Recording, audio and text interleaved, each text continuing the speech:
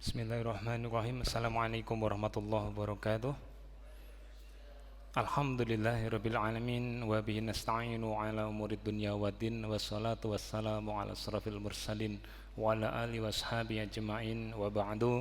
Alhamdulillah jamaah rahimakumullah, kita bisa berjumpa kembali di dalam kajian kita sore hari ini, dan semoga Allah Subhanahu wa taala membalas niatan kita dalam rangka menghadiri majelis ilmu yang ada di masjid dengan pahala setara haji yang sempurna. Jamaah rahimakumullah, hadirin dan para jamaah yang ghaibin dimanapun Anda berada, kita melanjutkan pembahasan kita, mengulangi sedikit dari yang telah kita bahas pekan yang lalu, yaitu tipu daya syaitan membuat manusia itu lupa tapi di dalam sholatnya.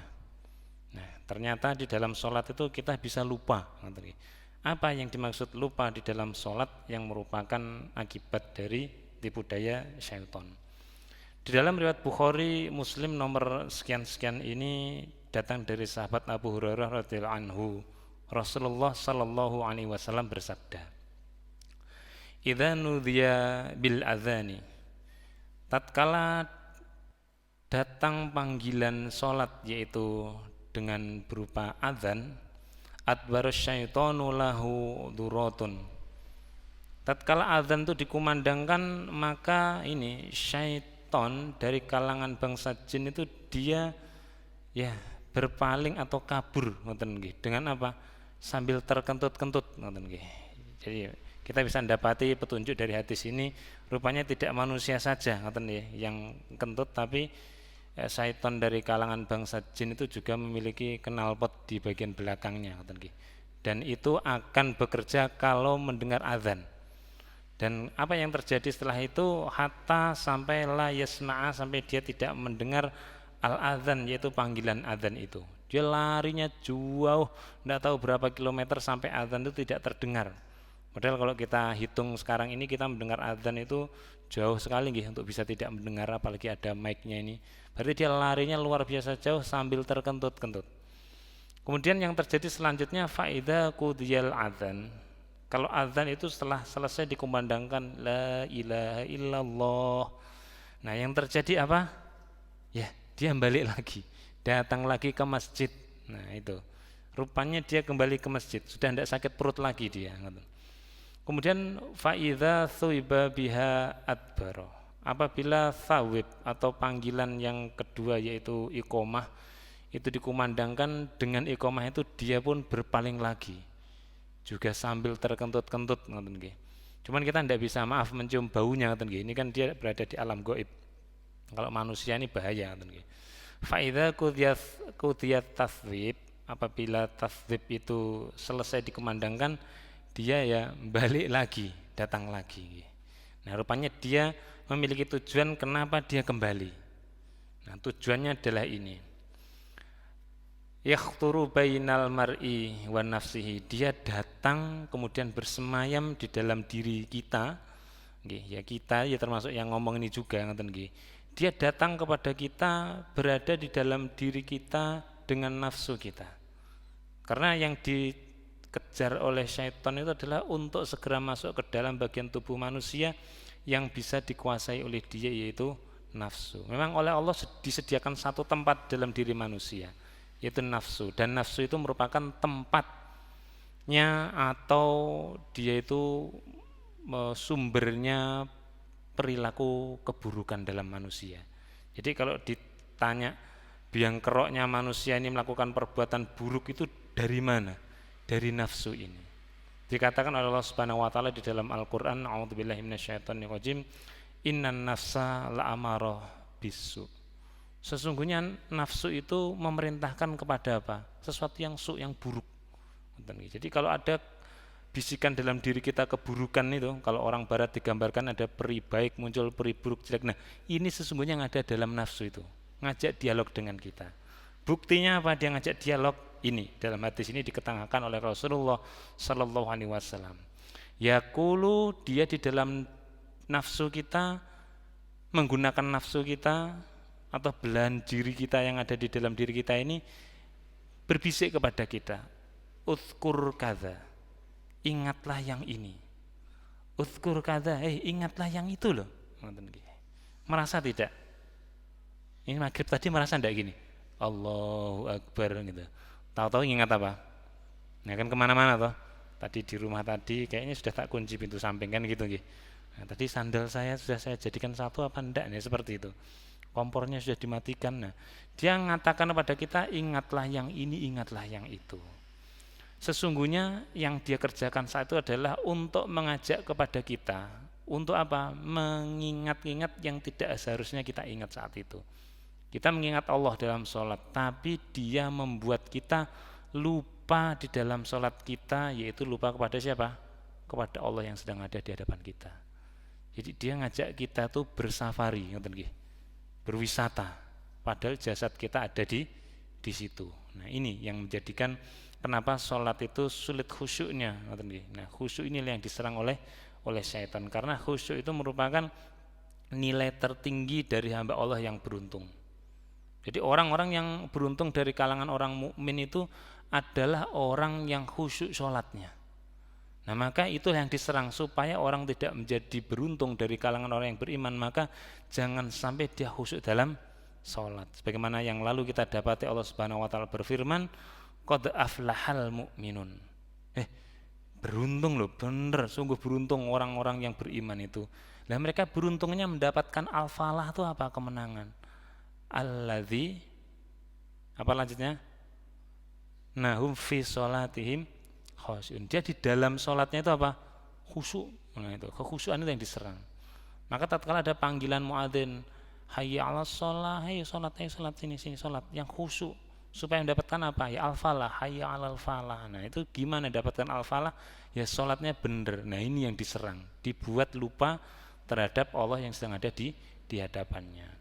Hatta yadhallar rajul, sampai seorang laki-laki itu in yadri kam sholat, dia itu tidak tahu sampai mana dia sholat, rokaatnya lupa.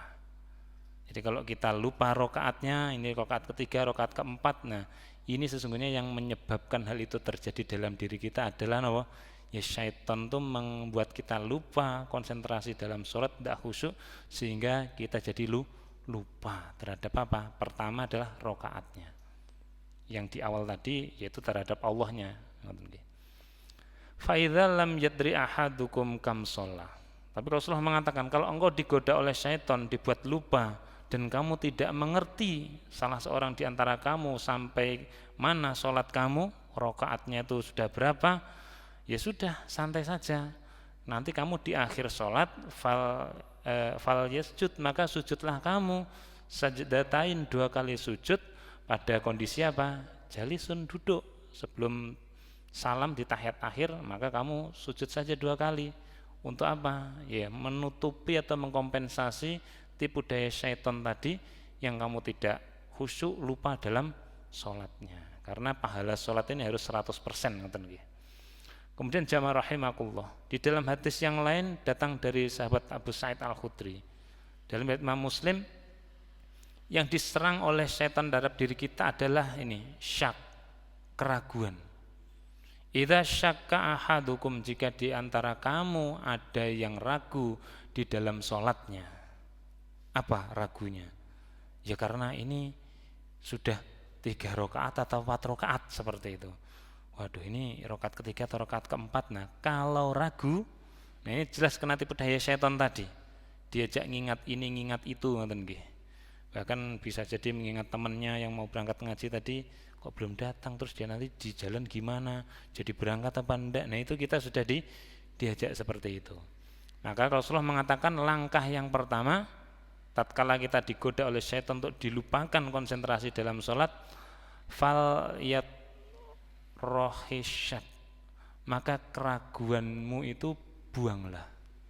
Sudah tidak usah ragu lagi, pilih salah satu di antara tadi, apakah 3 atau 4. Wal yabni ala mas taikon, milihlah yang yakin. Sekarang saya 3 atau saya 4 sudah, saya itu dilanjutkan. Kalau dalam diri kita, nafsu kita tadi bergejolak, beneran 3 nih, coba dipikir lagi, itu kan terus bergejolak, itu langsung saja jawab, enggak, sekarang saya sudah 3, tinggal nambah kekurangannya, berdiri 1 lagi. Kalau 4, setelah ini saya harus duduk tahiyat. Nah, maka kalau sudah seperti itu, hilang keraguan, ambil yang yakin, tsumma kemudian kamu lakukan ini langkah yang terakhir, yasjud, sujudlah kamu sajdatain dengan 2 kali sujud, qabla sebelum kamu an yusallim, kamu mengucapkan salam. Nah, ini kita harus melakukan itu. Tujuannya apa? Bila sholat kita itu adalah kelebihan, akhirnya itu kita totalnya jadi 5, maka sujud apa tadi namanya? Sujud sahwi itu akan menggenapkan sholat kita. Jadi yang 5 digenapkan, ditarik jadi 4, yang 1 itu diampuni Allah Subhanahu wa taala. Berikutnya, kalau yang sesungguhnya terjadi saat itu dia sudah utama sempurna 4 rakaat. Dan dia sekarang saya 4 rakaat, saya duduk tahiyat, ternyata betul memang seperti itu. Tapi dia telah mendapatkan bisikan keraguan tadi, ya kamu harus sujud sebelum salam. Karena sujudmu itu tadi sesungguhnya adalah untuk ini, targhiman, untuk apa? Penghinaan bagi siapa? Li syaitan, untuk setan. Jadi silahkan kalian mengganggu hambaku dalam sholat, membuat dia lupa terhadap atau terhadap rukun-rukunnya. Akan tetapi kalau dia kemudian setelah itu ingat untuk menyelesaikan sholatnya dan melakukan sujud sahwi 2 kali sujudan tadi, maka sesungguhnya yang hina itu bukan kita. Walaupun kita lupa dalam sholat kita, sesungguhnya yang jadi terhina itu adalah siapa? Setan tadi. Jadi dia justru akan mendapatkan keburukan. Maka dari itu kita tidak usah khawatir kalau dalam diri kita saat sholat ya ada panggilan-panggilan seperti itu, ya dikontrol saja, manusiawi itu. Karena kita ya diganggu oleh setan, ada nafsu. Beda kalau malaikat itu diciptakan dengan apa? Penuh ketaatan. Maka ya mudah saja dia taat. Di dalam Al-Quran dikatakan la ya'sunallaha ma amarahum wa yaf'aluna ma yu'marun. Mereka itu tidak pernah bermaksiat kepada Allah dan mengerjakan apa yang diperintahkan. Ya gimana tidak dia mudah?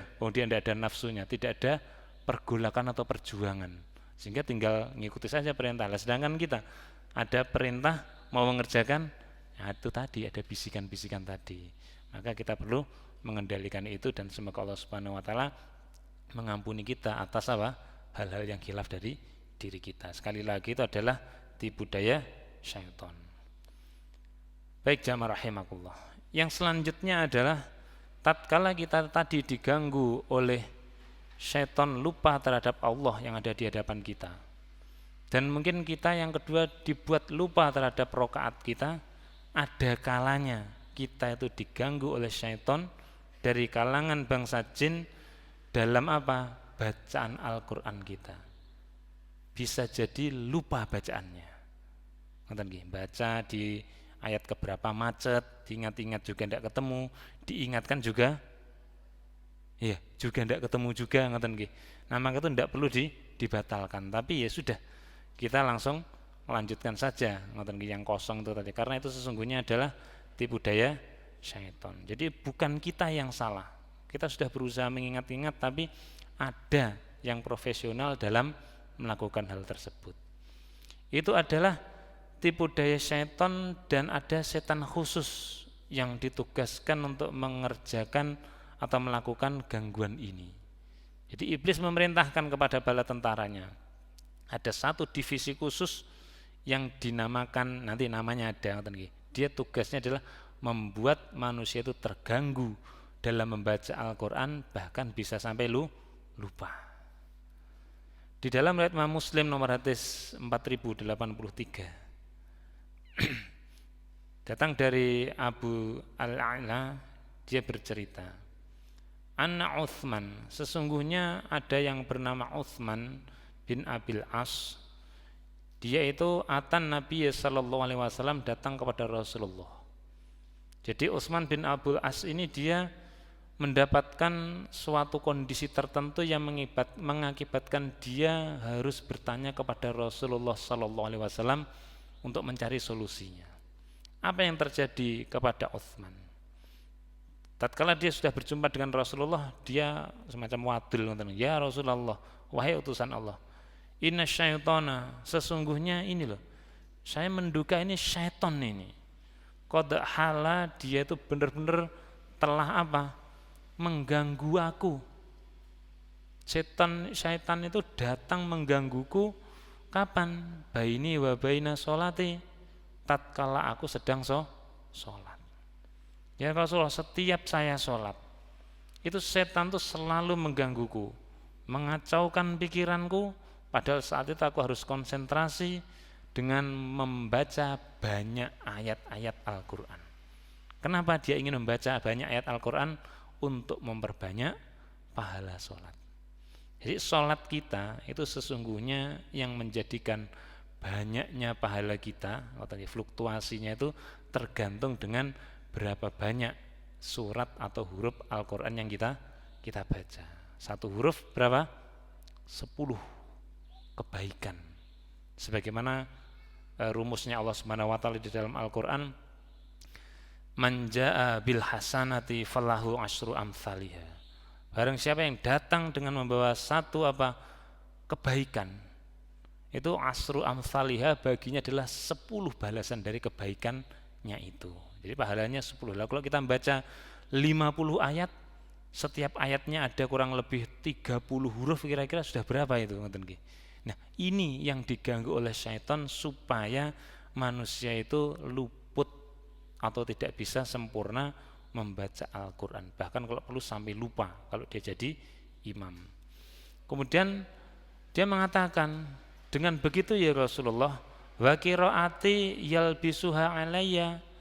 Nah, bacaan Quranku ini, saya qiraah Quran ini kok jadi terganggu dengan kedatangan dia. Saya diliputi oleh gangguannya, dan ini gimana ini? Saya kesulitan untuk bisa membaca Al-Quran dengan baik.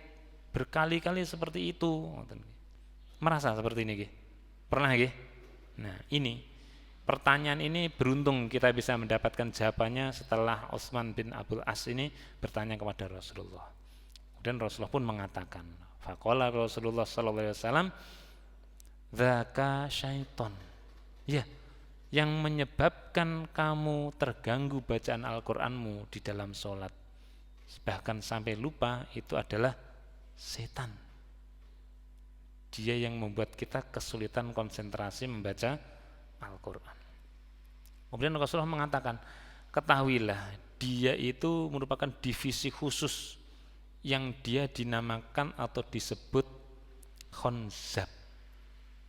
Pernah dengar nama khonzab? Khonzab.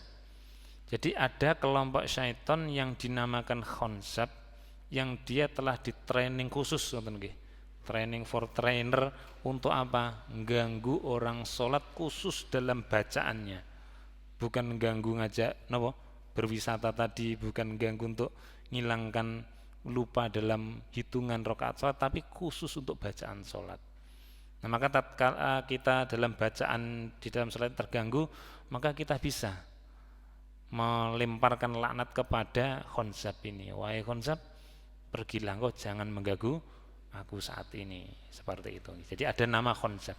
Memang ini nama ini disebutkan oleh Rasulullah, tapi jangan dipakai untuk namanya anak loh. Wah, ini jeneng khonzab, jangan dipakai.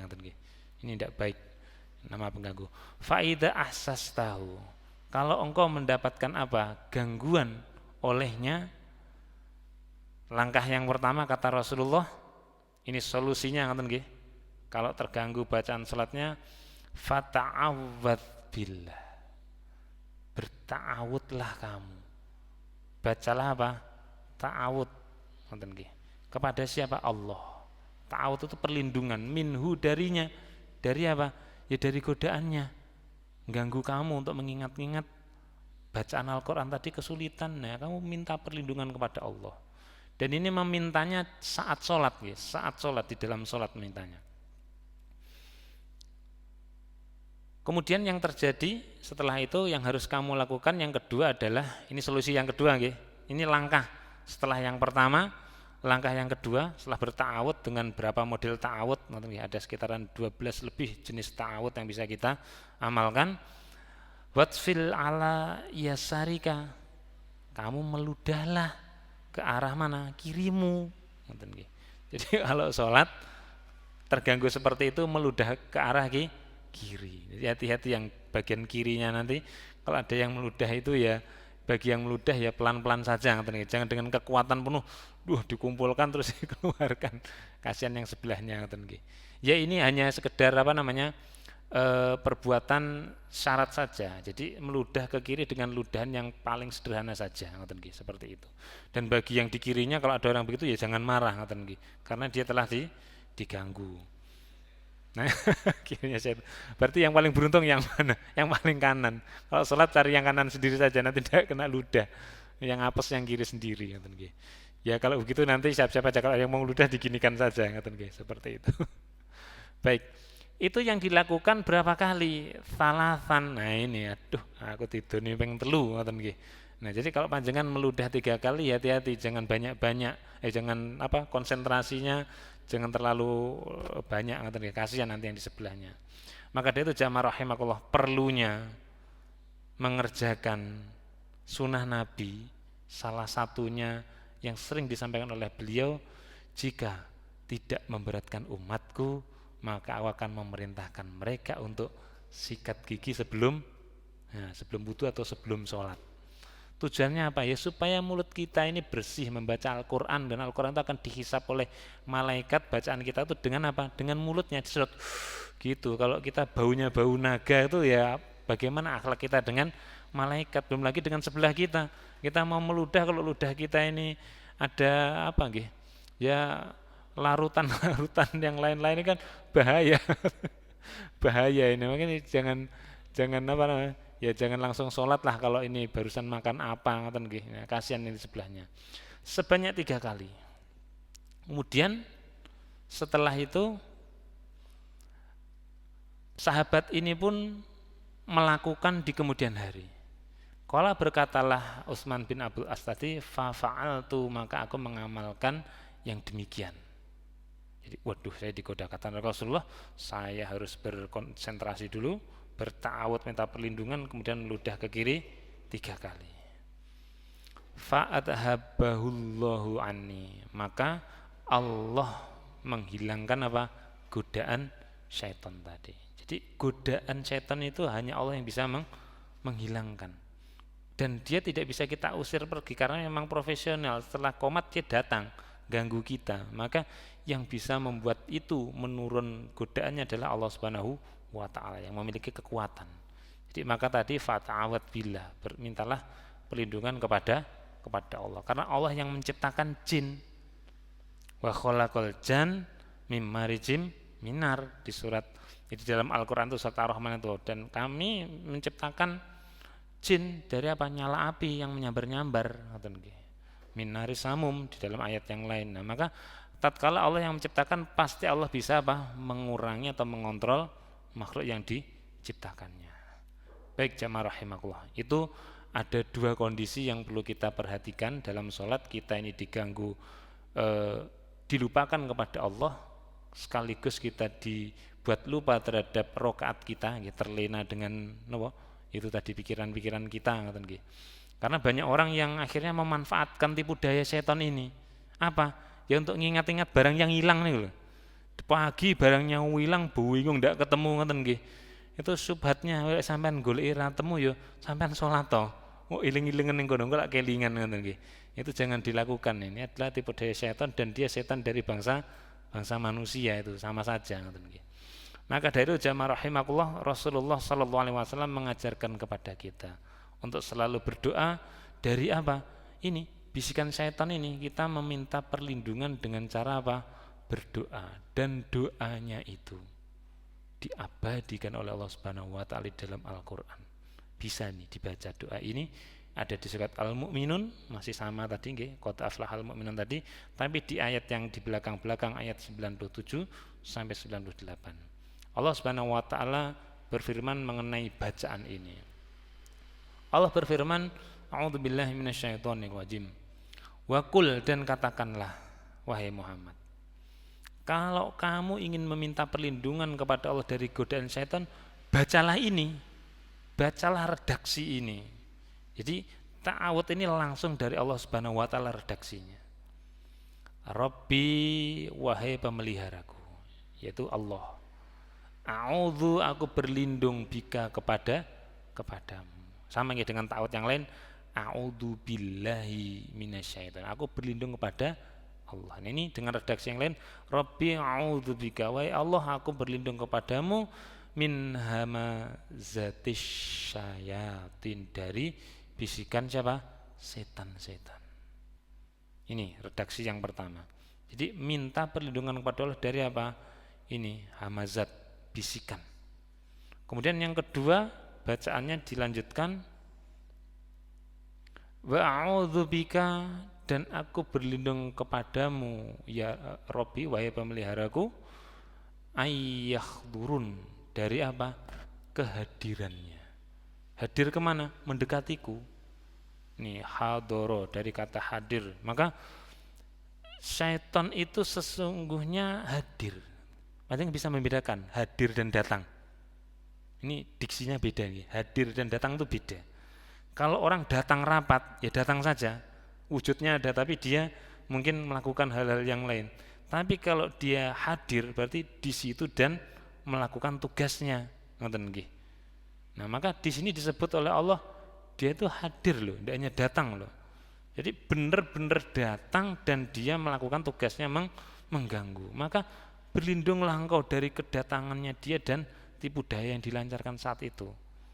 Ya, dua ta'awud ini digabungkan oleh Subhanahu wa ta'ala dalam dua ayat ini bisa kita baca di dalam sholat terutama. Karena apa? Kita didatangi oleh syaitan itu untuk merusak amalan yang akan dihisab pertama kali dari kalangan manusia, itu adalah sholat pada hari kiamat. Dan dia telah merusak sholat kita, merusak kekhusyuan kita. Nanti bisa diamalkan, bisa dihafalkan. Insyaallah mudah ini ta'awudnya di ayat 98 dan 97, 98. Baik jamaah rahimakumullah. Kita akan melanjutkan. Di dalam suatu riwayat Rasulullah sallallahu alaihi wasallam juga mengajarkan kepada kita redaksi atau bacaan ta'awud yang itu diajarkan oleh Rasulullah sallallahu alaihi wasallam. Tadi kan dari Allah Subhanahu wa taala. Ini ada redaksi dari Rasulullah sallallahu alaihi wasallam dan bisa kita amalkan secara khusus itu di dalam sholat. Walaupun di luar kondisi khusus ini bisa kita amalkan. Misalkan ya berta'awud di waktu-waktu tertentu, atau kita merasa dalam kondisi itu kita sedang jadi digoda oleh syaitan, kita merasakan seperti itu, maka bisa dibaca ta'awud ini. Karena ini redaksinya dari Rasulullah, berarti ini redaksinya sudah bagus, pakem dan sesuai dengan ya peruntukannya. Ada di dalam riwayat Imam Abu Daud nomor hadis 658. Rasulullah SAW bersabda dari jalan Abu Sa'id Al-Khudri. Sahabat Abu Sa'id Al-Khudri dia bercerita, karena Rasulullah SAW adalah Rasulullah SAW idza apabila qoma, dia berdiri, minal lail, di waktu malam, bukan untuk begadang, bukan lihat-lihat bintang, bukan, tapi berdirinya untuk apa? Sholat. Rasulullah berdiri sebagaimana redaksi dalam Al-Quran, akimis sholata liduluki syam, akimi, tegak, berdiri ya. Rasulullah tuh kalau malam, kata Abu Sa'id Al-Khudri ini, beliau itu saat sholat, sifat sholatnya beliau itu dimulai dengan kabar. Beliau bertakbir. Takbir di sini maksudnya takbir apa? Takbiratul ihram. Allahu akbar. Setelah itu yang beliau lakukan, ciri-ciri sholat malamnya itu beliau tsumma, kemudian yaqulu, beliau mengucapkan. Setelah itu beliau berdoa loh, dengan mengucapkan satu doa selanjutnya setelah takbir, yaitu doa apa? Istiftah. Nah, banyak doa istiftah, banyak sekali, kapan waktu akan kita pelajari insyaallah. Nah, kalau doa istiftah yang umum, yang Allah Akbar kabira niku nggih. Apal to niku? Kabira walhamdulillah ibu kita wasalana. Itu kalau membaca yang itu hati-hati nggih. Itu takbirnya 2 kali itu bacanya. Di dalam redaksi Allahu Akbar. Nah, doa istiftahnya tuh Allahu Akbar kabira walhamdulillah. Bukan kabira walhamdulillah, tidak, tapi Allahu Akbarnya itu masuk dalam doa. Karena yang disebut pertama kali adalah mengagungkan Allah. Allah Maha Besar. Kabiro walhamdulillahi katsira, seperti itu. Nah, ini ada doa istiftah nomor kesekian, urutannya sudah saya urutkan dulu di kajian tempat kami. Salah satu bacaan istiftah yang dibaca oleh Rasulullah di salat malam, beliau mengucapkan doa istiftah ini. Subhanakallahumma wa bihamdika wa tabarakasmuka wa ta'ala jadduk wa la ilaha illa ghairuk. Maha suci Engkau wahai Allah, aku mensucikan namamu, aku memujimu, maha berkah Engkau, maha tinggi, maha besar keluhuranmu, dan tidak ada sesembahan yang berhak diibadahi melainkan Engkau. Kemudian beliau membaca, ini doa istiftahnya cuma sependek ini, panjenengan bisa baca ini. Saya yakin sebagian panjenengan sudah hafal istiftah yang pendek ini. Semua kemudian beliau membaca. Setelah membaca doa istiftah, apa yang dilakukan oleh Rasulullah? Tsumma yaqul, kemudian beliau membaca ini yang masuk pokok bahasan kita. La ilaha illallahu salasan, mengagungkan Allah. Kemudian tsumma yaqulu, beliau membaca Allahu akbar kabira, Allahu akbar kabira, Allahu akbar kabira, terus banyak 3 kali. Ini mengagungkan Allah karena apa? Rasulullah ingin meminta dengan kekuasaannya Allah itu ini a'udzubillah. Ini ta'awudnya Rasulullah, ini ta'awudnya di sini. A'udzubillah, aku berlindung kepadamu wahai Allah. Allah siapa? As-Sami'il Alim, adalah Engkau As-Sami' yang maha mendengar, dan Engkau Al-Alim, maha yang mengetahui, memiliki segala ilmu. Minasyaitonir rajim, dari syaitan yang apa? Terkutuk. Kemudian ta'awudnya yang terakhir min hamzihi wa nafthihi wa nafthihi.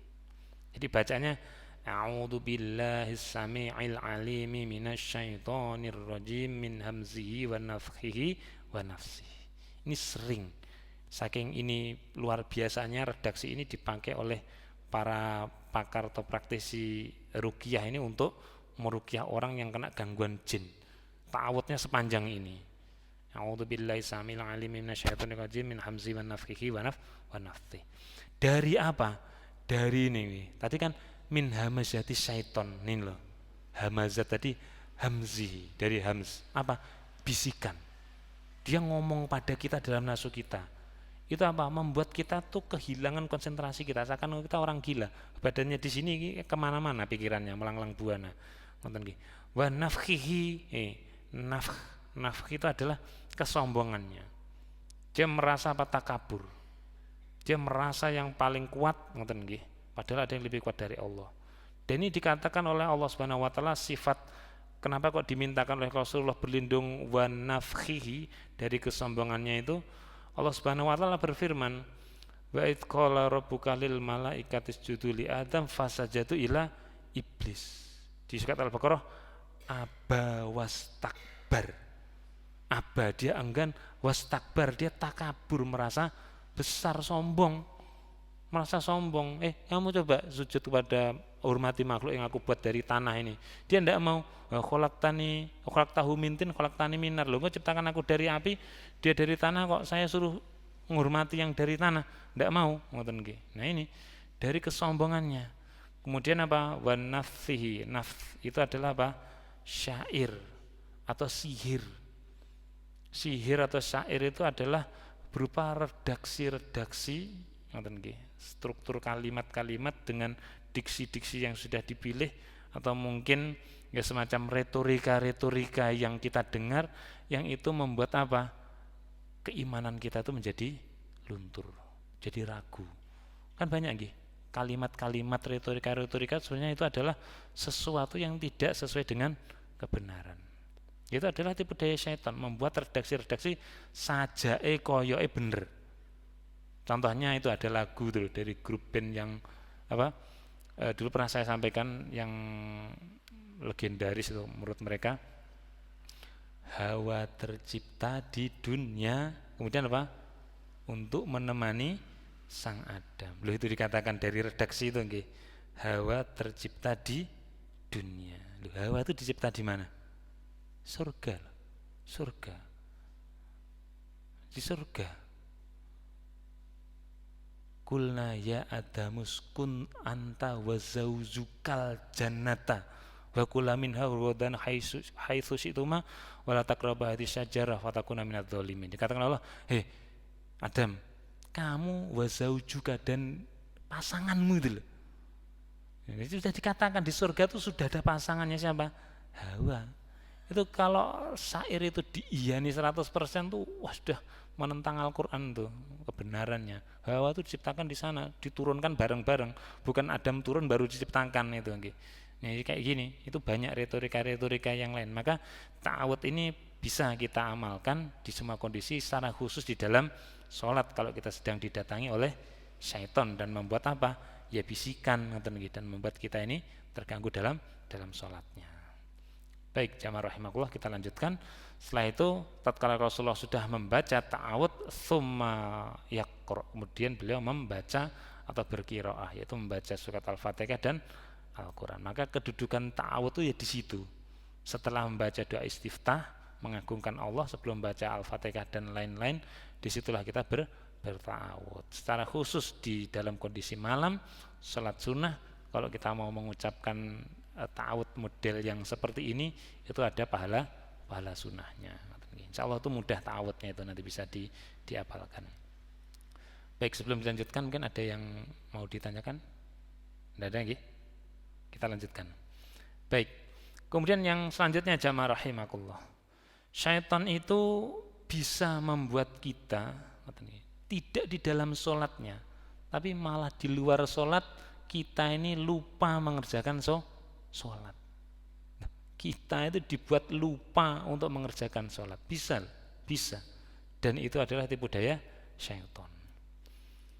Ada di dalam Al-Quran mengenai ketentuan kita di dalam mengerjakan sholat pada waktunya. Allah Subhanahu wa ta'ala berfirman, "Inna sholata," sesungguhnya sholat itu kanat alal mu'minina, adalah untuk atau atas orang-orang yang beriman itu kitaban mauqutan.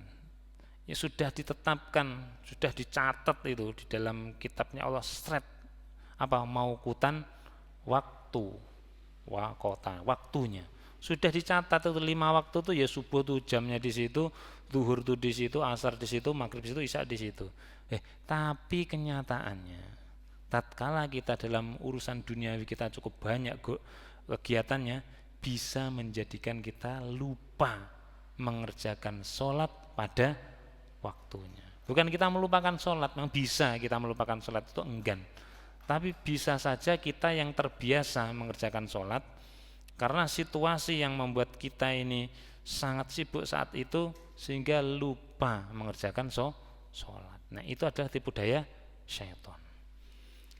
Jamaah rahimakumullah, diketengahkan di dalam riwayat Imam Muslim Sahih nomor 684 dari Anas bin Malik radhiyallahu anhu, Rasulullah bersabda, "Idza raqada ahadukum anis shalah." Jika kalian, di antara kalian tuh ada yang tertidur dari apa? Dari sholatnya. Kalau kalian kemudian tidur terus kebablasan, sholatnya lewat waktunya. Atau ada kondisi ghafala, ini loh, ghaflah, lupa anha terhadapnya sholat. Kita itu bisa lupa terhadap apa? Sholat. Rasulullah mengatakan lagi, atau kalian lupa dari sholat. Manusia kan tempatnya salah dan lupa lagi. Nah, kita kenalan aja berapa detik sudah lupa namanya. Nah, sholat juga bisa dibuat lupa oleh syaitan. Sampai hadis ini keluar, berarti bisa kita tuh lupa terhadap sholat kita. Fal yusalliha, ya seharusnya apa yang kamu lakukan? Ya sholat. Tetap kalian lakukan sholat sekalipun kamu tertidur lewat waktunya, atau engkau lupa, benar-benar lupa, baru teringat setelah lewat waktunya, zuhurnya lupa karena repot ada urusan hajat, nonton gitu. Tahu-tahu saat asar, sholat asar duduk termenung gitu, kayak tadi saya jam sekian gini terus ada tamu gini-gini, belum sholat zuhur saya. Nah, maka kalau kamu sudah ingat, fal yusalliha, maka sholatlah kamu. Idza kapan? Idza dzakaroha, ketika kamu ingat. Maka kita akan ingat kembali. Tapi sesungguhnya kita telah dibuat lupa terlebih dahulu. Nah, siapa kira-kira penyebab lupa? Sinten? Nah, iya, syaitan lagi. Sebagaimana firman Allah Subhanahu wa taala di surat Yusuf yang dulu pernah kita pelajari, selain di surat Al-Kahfi nggih, muridnya Nabi Musa itu dikatakan qala lilladzi, berkatalah Yusuf kepada orang yang siapa? Dzonna, yang dia yakin di antara orang yang masuk penjara itu, annahu, bahwasanya dia itu najin, dia akan selamat, minhuma, dari kedua orang tadi. Terus dia berkata, si Yusuf tadi, uzkurni, tolong kamu nanti akan selamat kembali melayani raja kamu, tolong ya ingatkanlah kepada raja untuk melakukan peninjauan kembali tentang kasusku ini, aku masuk penjara. Inda rabbika, kepada siapa? Kepada pemeliharamu, kepada rajamu. Ingatkan, ada orang yang namanya Yusuf, dia tidak bersalah dan dia harus masuk penjara sudah sekian lama, tolong ditinjau kembali. Nah, katanya, ya saya akan sampaikan. Tapi apa? Fa'ansahu, lalu menjadikannya lupa, asyaiton, yaitu setan, dzikra rabbihi, dari apa? Menjelaskan, menerangkan kepada Robnya atau yang memelihara dia, yaitu siapa? Rajanya. Ini yang bikin manusia lupa itu siapa? Setan. Sudah. Seperti itu. Falabitha fis sijin, maka si Yusuf itu harus tinggal di penjara dalam berapa tahun yang akan datang. Fa innallaha yaqulu, karena sesungguhnya Allah Subhanahu wa taala, Rasulullah mengatakan dari hadis tadi, aqimis sholata li dzikri, ini di dalam Al-Qur'an dikatakan tatkala Nabi Musa berkata dengan Allah Subhanahu wa taala, diingatkan, dan dirikanlah atau tegakkanlah salat li dzikri, untuk mengingat. Jadi kalau kamu sedang ingat atau sudah ingat kepadaku, ya kerjakan sholat. Maka tidak boleh kalau ingatan kita terganggu mengerjakan sholat, itu tidak boleh. Dulu orang mabuk, hilang ingatan, bangunnya belum 100%, tidak boleh sholat. Harus ingat 100% dulu baru dia sholat. Sudah habis waktunya, kira-kira itu sementara yang bisa kita pelajari. Tentang hal-hal yang lain akan kita pelajari di pertemuan yang akan datang. Sudah cukup, tidak ada yang ditanyakan, ngaten nuwun. Semoga bermanfaat. Wallahu a'lam bishawab. Barakallahu li wa lakum wa fi hadzal majlis. Rabbana la tu'akhidna in nasina aw akhtana. Rabbana taqabbal minna innaka antas samiul alim. Wassallallahu ala Muhammad wa akhiru da'wana alhamdulillahi rabbil alamin. Wassalamualaikum warahmatullahi wabarakatuh.